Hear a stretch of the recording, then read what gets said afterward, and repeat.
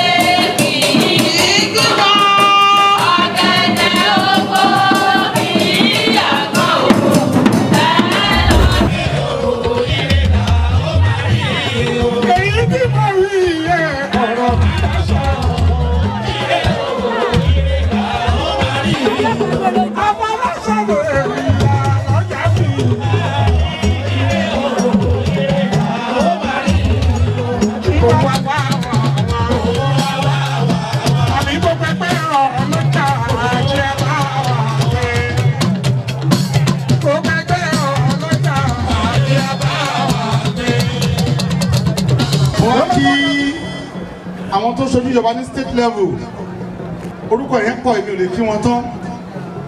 Mo wá kí àwọn ọba látòrí bàbá wa ọlọ́ta àti ìlú Ọ̀tà, ọlọ́jà tilẹ̀ Ìgbẹ́sà, ọlọ́fin tìlú Adó-Odò àti gbogbo ọba pátá la fi kí gbogbo àwọn tá a wà níbí báyìí. Mo wá fi Fọláṣadé Tinubu Òjó wọ́n wà lọ́nà ọmọ abáwa ń bí tó jẹ́ olórí ọlọ́jà pátápátá àti ìyá wa tó jẹ́ olórí tìpínlẹ̀ Ògùn Alájà Yẹmisí Obas àti brọ́dà mi ọ̀rẹ́ mi Wálé Saranda. Mo fi kí gbogbo wa, mo kí yín lọ́pọ̀lọpọ̀, mo kí chief launcher Ọlọ́run Elédùmarè kò ní jẹ́ kó sùn yín ṣe. Gbogbo ohun táwa ṣe ń bílẹ̀ ní àmàjọ pàtàkì lórí ẹ̀ ni. Èmi fi àsìkò yìí kí yín, èmi ni ọba ẹnjìnìà Muhammadu Saheed Ifálóhùn Odùsànyà. Èmi ni mo jẹ́ patron fún gbogbo ẹgbẹ́ ọlọ́jà láti bí ọdún díẹ̀ sẹ́yìn tí àwọn ọba ti fà wọ́n lé mi lọ́wọ́ láti máa kó wọn jẹ kiri. A sì dúpẹ́ pé ìkójáde wọn lénìí ó jẹ́ nǹkan ayọ̀ fún wa. Ohun táwa torí ẹ̀ jókòó ń bí nǹkan pàtàkì ni. Èmi gbàdúrà kí n nípa rere ń bẹ̀, mi ò nípa ìjà, mi nípa ìdààmú, ipa ayọ̀ mo fẹ́ nínú nǹkan tó fẹ́ ṣe lénìí kébí náà lè ní nǹkan ayọ̀ gbà. Mo wá kí gbogbo wa pátápátá pé ẹ káàbọ̀ síbi ètò yìí. Mo kí yín lọ́pọ̀lọpọ̀, mo kí sẹ́nitọ̀ wa Ọlámilékan Solomon Adéọlá Yayi, mo kí IBD tó jẹ́ chief launcher Ibrahim Dende Eégún Gbòhùn, ọmọọba gbogbo ilẹ̀ Àwórì àti gbogbo yé wa nìyẹn. Ọlọ́run Elédùmarè mi fi yín sílẹ̀, mo fi yín kí gbọ̀n ta pátápátá ipe owó òní tọ́lọ́wọ́ yín. Èyí tá a fẹ́ ṣe lénìí kò ní wọn lágbára Ọlọ́run, a ti rí yín kalẹ̀ kọjá lọ. Mo kí Honorable Ojúgbélẹ̀ broda mi, mo kí yín. À ń retí House of Rep wa Honorable Túnjí Akíòsí, wọ́n á bá wa ń bíbá yìí. Àrùnkọ́lá làwọn ìwé ni mo kí o. Iṣẹ́ tí ẹ gbélé mi lọ́wọ́ òun ni mo torí ẹ̀ pé gẹ́gẹ́ bọ́ta gbangba kí wọ́n á wo bí tá a bá dé. Ipe àfi ọ̀rọ̀ Adó-Odò Ọ̀tà Àwórì àfi ṣeré, àwa ni ń wò yìí. Mo kí àwọn assembly méjèèjì, Honorable Musafiu Ebe, mo dẹ̀ kí Ìbẹ́mà, ẹ káàbọ̀ sórí ètò yìí. Engineer Naimot Oyèdélé Sàlàkọ́ ti wá aṣojú gómìnà wa, wọ́n dẹ̀ wá ṣe ilé náà ni. Ọlọ́run á lè fún gbogbo ẹ̀ ṣe. Ẹ ṣe gbogbo ẹ. èèyàn bí kọ́ máa mú lọ bàbá ẹ̀yìn bàbá dání báwọn ṣẹgbẹ́ pẹ́ràn. Mo kí Her Excellency the Deputy Governor of Ogun State, Engineer Noimot Salako Oyedele. Mo kí Kábíyèsí the Olota of Ota Land. Kábíyèsí. Mo kí gbogbo ọba ìlú Awori pátápátá tó wà lórí ìjókòó. Mo fi Kábíyèsí Ọlọ́ta mo fi kí gbogbo Kábíyèsí o, Kábíyèsí o, Kábíyèsí o. Mo wá fi tọ̀wọ̀tọ̀wọ̀ kí lídà mi látẹ̀kọ́. Àwọn ni Ọ̀jẹ́lábí. I greet you sir. Mo recognize yín o. Mo wá kí àwọn ọlọ́jà tèmi. Ìyá ọlọ́jà general fún gbogbo Adó-Odò Ọ̀tà pátápátá. Ọmọ ọlọ́jà ni mí ẹtẹnu mọ́. Ọmọ ọlọ́jà ni mí o. Èmi tún ní èmi tún lọ́mọ olóṣèlú ọmọ ọlọ́jà.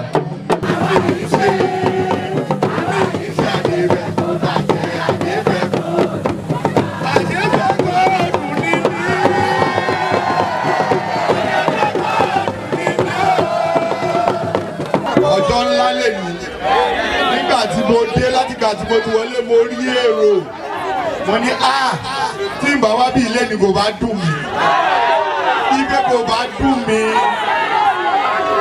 pẹ̀lú gbogbo market revolution tó ń lọ Ládó-Odò Ọ̀tà. Ẹ bá rí Ọ̀tà ẹ bá rọjà tẹ̀sẹ̀kọ́ sí Ọ̀tà tí ọba tí yé dáadáa market ohun àbíkó wà. Ẹ bá rí ọjà takọ́ sí ìlú Ìsàjà ohun àbíkó wà. Ọjà takọ́ sí Adó-Odò ohun àbíkó wà. Adéṣẹ́ bẹ̀rẹ̀ ní àti rí nǹkan kan. Mo kí gbogbo ọlọ́jà pátápátá nílùú Adó-Odò Ọ̀tà. Mo kí wa pé a kú oríire èmi tá à ń pè ní market day fún all the Adó-Odò Ọ̀tà market men and women. I am made to understand that this is an annual event and this year's event is with a difference. Nítorí gbà tí mo wọlé gbogbo nǹkan tí mo rí ó yà mí lẹ́nu. Inú mi wá dùn wípé àkókò tí mo jẹ sẹ́nítọ̀ yín sí tó jẹ́ pé mi mò ń ṣaṣojú yín l'Ábùjá nílé ìṣòfin àgbà ní ẹ ti ṣe ọjọ́ ìṣẹ́pẹ́ mo lè darapọ̀ mọ́ yín gẹ́gẹ́ bí sẹ́nítọ̀ yín. Mo dẹ̀ rí pé ìyẹn ọlọ́jà ẹ mọ̀ pé mi ò fi yín lẹ̀ ẹ mọ̀ pé gbogbo nǹkan tó máa jẹ́ kọjá lọ mèremère ni mò ń ṣe láì ṣe pé tẹ̀ ń ké pé yáyà bẹ́ẹ̀ mèrè yáyà ẹni pé à ń ṣe lọ ni lágbára Ọlọ́run àti ìbẹ̀rẹ̀ ẹ ṣe.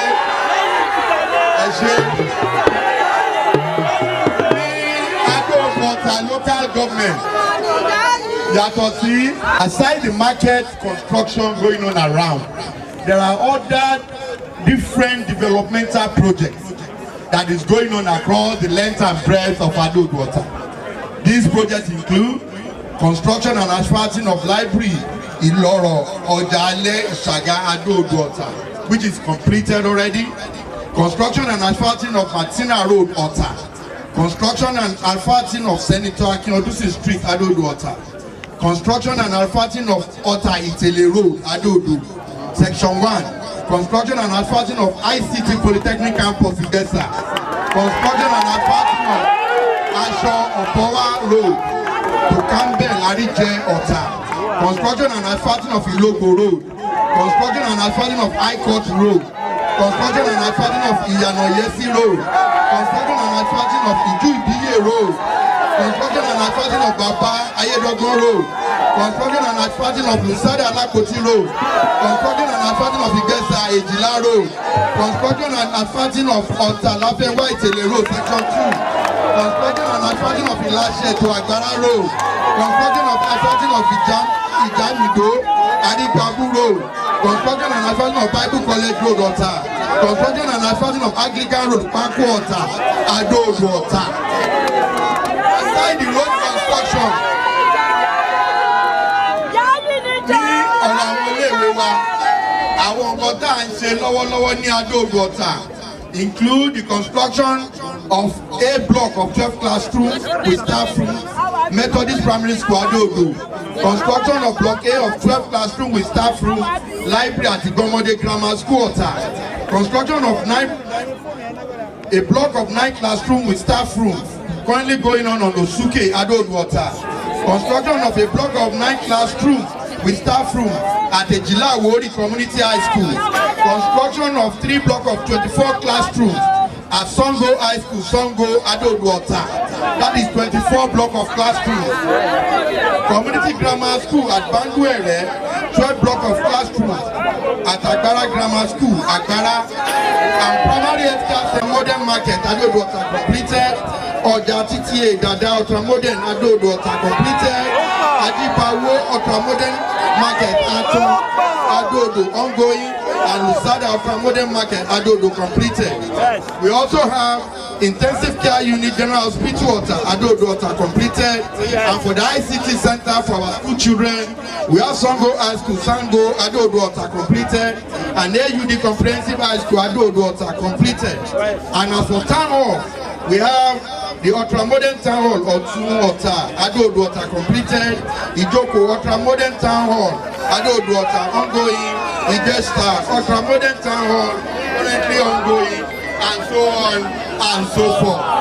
Ìyá ọjà jẹ́nà Ado-Odu, Ota ìyá mi ni wọ́n dúró dè mí gidi gan, wọ́n dẹ̀ dúró tì mí nígbà tí wọ́n fìbò yàn mí nígbà general election. Wọ́n ní wípé mi ní láti campaign ẹjọ́ ìyá ọjà jẹ́nà bọ̀. Wọ́n ní kí n máa lọ, wọ́n ní Yayi ti wọlé, ó wọlé àbí ó wọlé? Wá dúpẹ́ lọ́wọ́ gbogbo èèyàn ọjà general pátápátá. Mo dúpẹ́ lọ́wọ́ gbogbo àwọn ọlọ́jà pátápátá l'Ado-Odu, Ota. Inú mi dùn, ayọ̀ mi kú. Mo dẹ̀ dúpẹ́ gan fún àdúrótì ní gbogbo ìgbà. Nítorí wípé tí ò bá sí àdúrótì yìí, nítorí ẹni tí ẹgbẹ́ kejì gbé jáde ọmọ Ado-Odu, Ota ni ọdọọdún là ń wá sí Laro tá à ń ṣe empowerment fúnra wa, tá à ń ṣe empowerment fúnra wa, tá à ń ṣe ẹlẹ́yàmẹ̀yà, tá à yọkan sílẹ̀ fún kan. Ọjà aládẹ ti ń kọ́ lọ biribiri káàkiri. Ẹ̀jẹ̀ rí wípé lágbára Ọlọ́run gbogbo ọ̀nà ti wà lágbára, skul ti wà lágbára, ọjà náà dẹ̀ fi máa dágbára. Ẹ̀jọ̀ tó àwọn ará àgbára wọ́n lọ fún wa nílẹ̀ tá a máa kọjá sí. Ọba ti rẹ́dì wípé gbogbo ibi tí wọ́n dúró sí tọ́jú ọjà ń sìn wọ́n máa gbàgbé kọjá sílẹ̀ láti rẹ́dì. Àwa dúpẹ́ lọ́wọ́ yìí. Ó kí gbogbo àwọn ọba ládéládé tí wọ́n wà ní ìkàlẹ̀ níbí báyìí. Mo kí sínétọ̀ wa, sínétọ̀ Adéọlá Solomon tí gbogbo á mọ̀ sí Yayi. Mo kí gbogbo àwọn aṣojú ìjọba bẹ̀rẹ̀ láti ilé ìgbìmọ̀ aṣòfin tí a gbà ti ìpínlẹ̀ Ogun State àti gbogbo àwọn òṣìṣẹ́ ìjọba.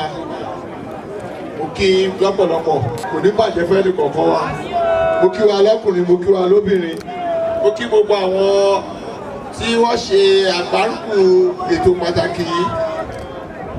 Bàbá wa tó jẹ́ patron ẹgbẹ́ ọlọ́jà, Olúwa yóò wà pẹ̀lú ìsà, Olúwa ní fi yín sílẹ̀. Mo kí fún ayẹyẹ ọjọ́ ńlá àlà tẹ́ ṣe lénìí. Mo dúpẹ́ lọ́wọ́ yín lọ́pọ̀lọpọ̀ fún àdúrótì tí ẹ fi dúró ti àwọn èèyàn wa ní ìpínlẹ̀ Ògùn àti ẹgbẹ́ wa lápapọ̀. Àjọṣe wa kò ní bàjẹ́. Ẹ̀yin náà ti wẹ́nulẹ̀ ti wẹ̀nù ọkọ́. Nígbà tí a fi Yayi tàbí ránṣẹ́ sí yín láti ìpínlẹ̀ Èkó. A lọ tó ènìyàn ní ìpínlẹ̀ Èkó. Ó wá padà wá sí Ogun State láti máa ṣe gbùdùgbùdù méje òyàyà mẹ́fà. Lágbára Ọlọ́run Olúwa dúró tì í, Olúwa ní fi sílẹ̀. Gbogbo làálẹ̀ lórí ìdàgbàsókè àgbègbè yín kò ní já sásán. Mo kí lẹ́ẹ̀kan sí i pé ẹ kú ọdún, ẹ kú ìyèdún. Mo sì kọ̀ọ̀kan a kò ní bàjẹ́ o. Lẹ́ẹ̀kan sí i mo kí pé ẹ kú ọdún, mo kí pé ẹ kú ìyèdún. Kábíyèsí sọ pé tí òkété bá ti dàgbà, ọdún ọmọ ẹ̀ ló mú. Àwa náà dá sí i. Gẹ́gẹ́ bí o ṣe wí, a ti fi yáyì ránṣẹ́ sí yín kí yáyì máa ṣe gudugudu méje òun yàyà mẹ́fà. Ṣùgbọ́n èmi fúnra mi gẹ́gẹ́ bí ọmọ Àwórì, ètò pàtàkì lẹ gbé kalẹ̀ yìí màá ránṣẹ́ sí yín. Èmi náà fẹ́ ní ìpín bẹ̀ lágbára Ọlọ́run. Má dẹ̀ ṣe bẹ̀rẹ̀ yìí kò burú fẹ́ ní kọ̀ọ̀kan wa. Ẹni tó bẹ̀rẹ̀ ètò pàtàkì náà ló máa parí ẹ̀. Nígbà tá a bá parí ẹ̀, ohun ribiribi tó máa jáde bẹ̀ yóò ṣojú ẹni kọ̀ọ̀kan wa. Mo kí yín lẹ́kọ̀ọ́ sí pé ẹ kú ọdún, ẹ kú ìyèdún, Olúwadẹ́kẹ̀ ṣọ̀pọ̀ ọdún láyé. Kábíyèsí sọ pé tí òkété bá ti dàgbà, ọdún ọmọ ẹ̀ ló mú. Àwa náà dá sí i. Gẹ́gẹ́ bí o ṣe wí, a ti fi yáyì ránṣẹ́ sí yín kí yáyì máa ṣe gudugudu méje òun yàyà mẹ́fà. Ṣùgbọ́n èmi fúnra mi gẹ́gẹ́ bí ọmọ Àwórì, ètò pàtàkì lẹ gbé kalẹ̀ yìí màá ránṣẹ́ sí yín. Èmi náà fẹ́ ní ìpín bẹ̀ lágbára Ọlọ́run. Má dẹ̀ ṣe bẹ̀rẹ̀ yìí kò burú fẹ́ ní kọ̀ọ̀kan wa. Ẹni tó bẹ̀rẹ̀ ètò pàtàkì náà ló máa parí ẹ̀. Nígbà tá a bá parí ẹ̀, ohun ribiribi tó máa jáde bẹ̀ yóò ṣojú ẹni kọ̀ọ̀kan wa. Mo kí yín lẹ́kọ̀ọ́ sí pé ẹ kú ọdún, ẹ kú ìyèdún, Olúwadẹ́kẹ̀ ṣọ̀pọ̀ ọdún láyé. Thank you and God bless you. Ara yín lèmi náà jẹ́ tẹ́lẹ̀. Ara yín mo jẹ́. Mo tẹ̀ sọ fún yín lẹ́yìn pé ìgbà tí alága pè mí pé ṣé ìyàwó máa wá ojú bá wá àbí kí bá yín sọ. Mo wà àbí kò wá. Ìta tó máa ṣe lẹ́yìn eléyìí àtúntò lè lọ. A ti sọ̀rọ̀ tó pọ̀. Mo ṣe máa dá sí project ẹ̀ ṣe ló ṣe pàtàkì àbí. Èmi gbá fún yín ní 2.5 million. 2.5 million máa fún yín o. Bí iṣẹ́ bá tún ń lọ, ẹ bá ní ojú gbélé iṣẹ́ yìí kù díẹ̀ káàtó. Ẹ jẹ́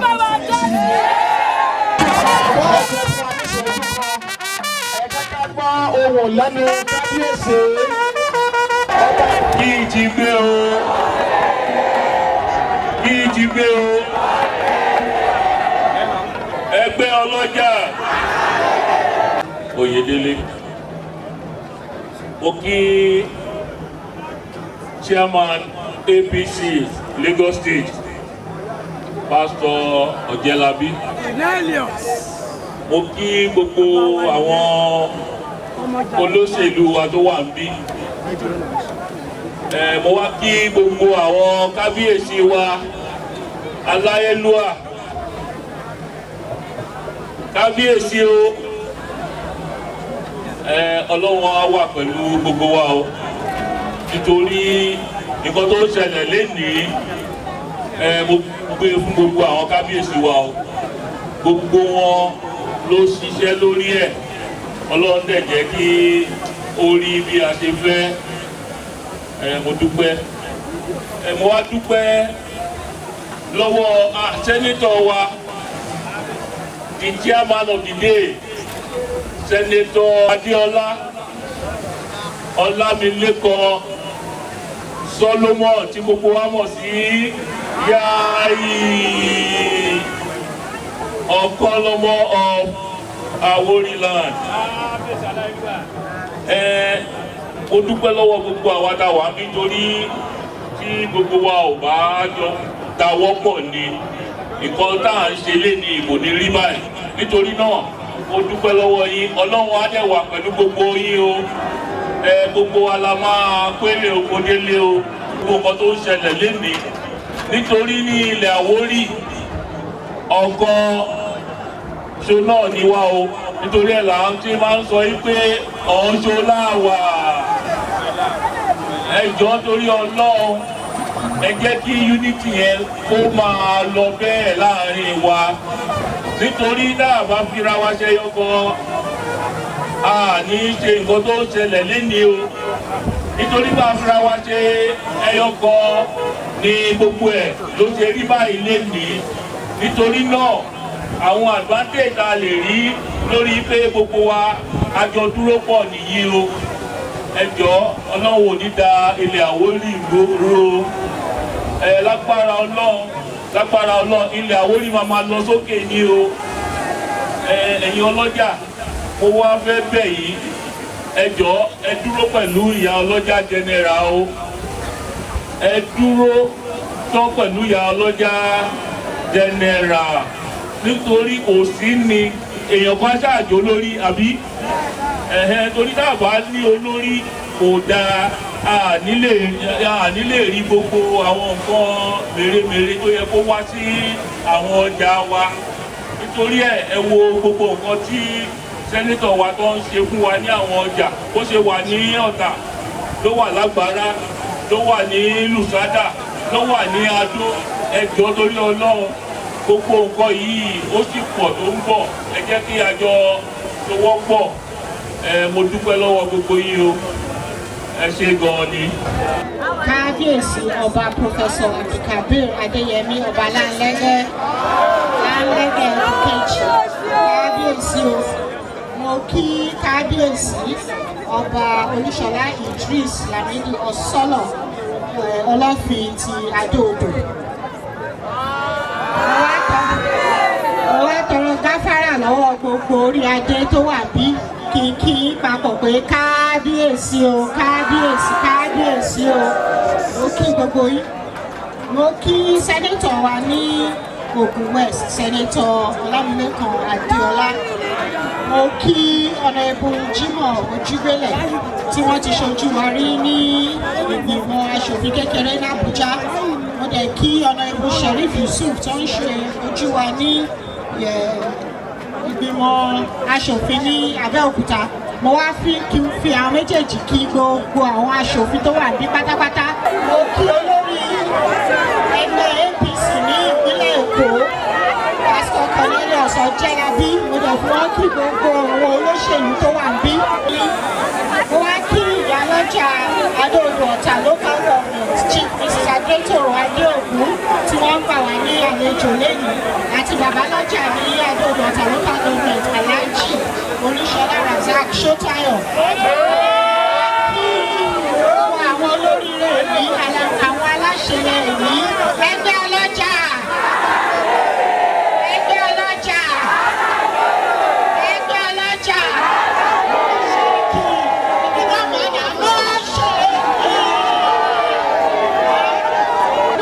láti wà nílé mi o eléyìí wá ní kò ṣẹlẹ̀ rí o tí ọmọ kí gbogbo wa inú mi dùn wípé mo rájọ òní inú mi dùn wípé òní ṣojú mi congratulations ọ̀rẹ́ mọ́ wọ ẹ̀ wá. ajé àwọn wa gbogbo kan máa dọ̀tún fún yín ní agbára náà mo wá dúpẹ́ lọ́wọ́ gbogbo àwọn bàbá wa àwọn kábíyèsí tí wọ́n dúró ti àwọn ọlọ́jà wa tó jẹ́ ká rí èmi ìṣe ní kábíyèsí bẹ́ẹ̀ ṣe ti sọ kábíyèsí ọlọ́tà nígbà tó ń sọ̀rọ̀ wọ́n ní Òṣọlá wà gbogbo wa ká dúró papọ̀ ní Àwórì kan ló wà gbogbo wa ká dẹ̀ wá papọ̀ káwọn bàbá wa kábíyèsí ká dúró pọ̀ káwọn olóṣèlú ká dúró pọ̀ káwọn ẹgbẹ́ ọlọ́jà ká dúró pọ̀ gbogbo wa ní Àwórì kájọ máa sọ̀rọ̀ pẹ̀lú ohun kan Ọlọ́run á dúró tì wá o kálálẹ̀ Àwórì á gbé wá o ní agbára Ọlọ́run àtúgbójú ṣe mí o ẹ ṣe mo dúpẹ́ kú oríire ní o ẹ kú ọdún. ìyá àgbà gbogbo ìlú Ìgbésà bí ìdí ọ̀kẹ́ ìyá àgbà òbí dúdú gbogbo ọmọdé ìlú bí pupa ọmọ gbẹgbẹgbẹ là ń ṣàbẹ̀wò àti ìgbọ́dọ̀ wọn.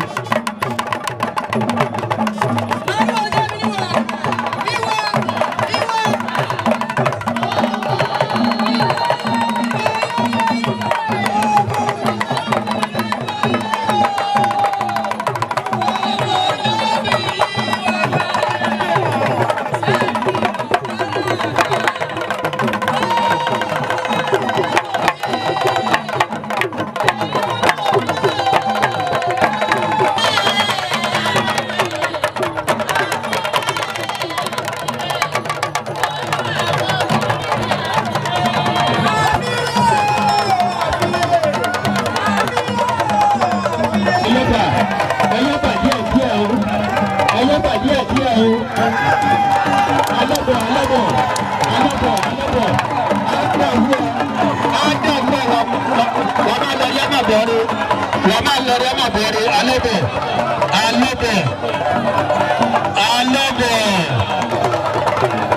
òbíbí ẹyẹ balẹ̀ tìlú ìgbésà alẹ́bẹ̀ ọmọ ọlọ́pàá dìgbà ọmọ abẹ́rẹ́ tó bí náà ayé ọ̀rẹ́ yẹn ti tó wẹ̀.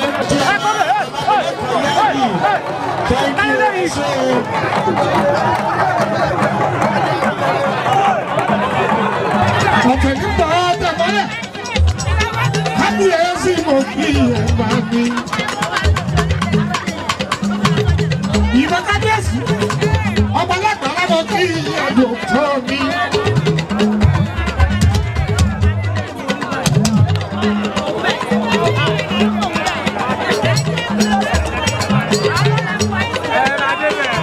ìbá kábíyèsí mi jẹ́.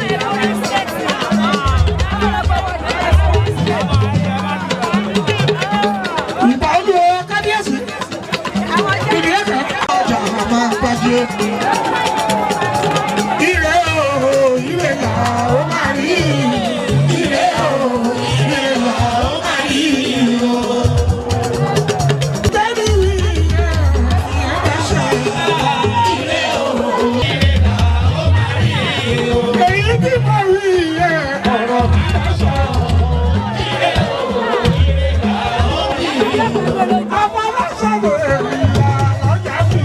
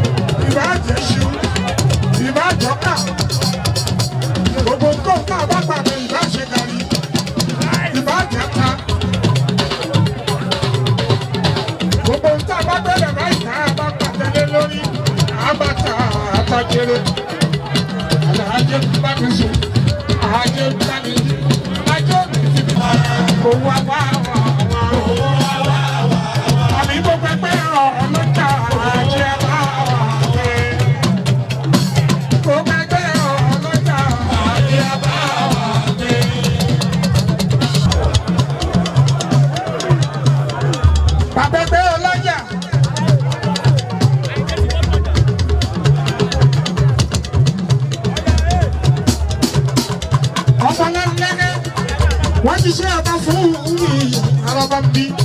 Pọfẹ́sọ̀ Kabiru bí ní ọba lálẹ́gẹ́. Ọlọ́pàá odò tèmi.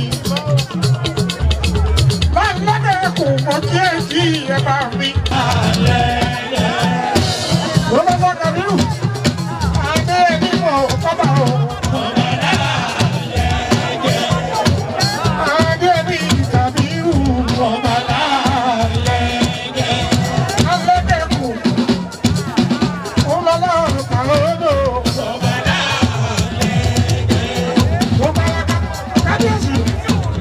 òbí ní gbogbo ọmọ láyé ìyá kan mo kọ́ ní gbèsè mo kọ́ ní ìmúlẹ̀ gbogbo adóòdò mo kọ́ ní jòlè mo kọ́ lágbára àṣà pálẹ̀ mo kọ́ ní kéèsè alágbára dókítà.